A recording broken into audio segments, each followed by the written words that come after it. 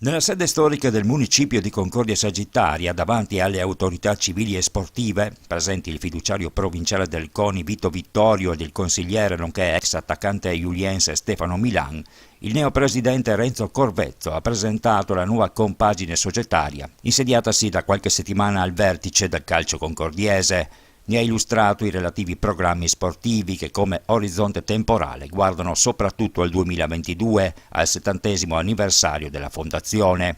Una data coltivando un certo tipo di ambizioni che il massimo dirigente del club nerazzurro vorrebbe far coincidere con il ritorno in Serie D. Questo è l'obiettivo e penso che la cittadina di Concordia se lo meriti, perché ha una storia, quindi non nascondiamo niente. Vincere non è facile.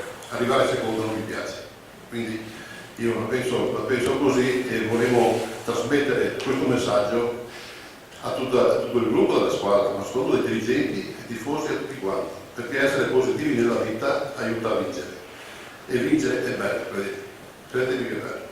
Il presidente ha anche annunciato la firma di un importante contratto di sponsorizzazione con Terra Group, una società modenese di dimensioni internazionali che si occupa di energie pulite e rinnovabili. Si è parlato anche di progettualità a livello di un settore giovanile che conta oltre 200 tesserati, mettendo in chiaro che, fermo restando la valenza sociale, è fondamentale d'ora in avanti incominciare anche a puntare con decisione sulla qualità. Altro argomento importante toccato è stata l'impiantistica sportiva.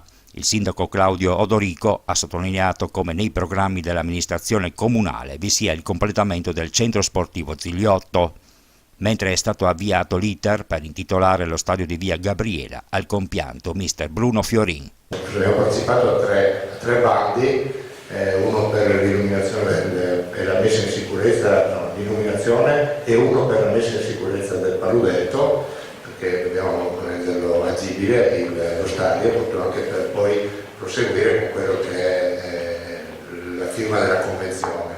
Per quanto riguarda lo stadio comunale, posso anticipare che abbiamo già parlato in giunta e faremo gli atti necessari per intitolarlo finalmente. Voi immaginate a chi dovremmo intitolarlo, lì adesso dobbiamo fare i passaggi che servono, però ritengo sia dovuto perché il personaggio di Bruno Bucuri è una cosa eccezionale. Una figura di rilievo per il calcio concordiese che la Giulia Sagittaria vorrebbe anche ricordare attraverso l'organizzazione di un torneo giovanile di livello professionistico.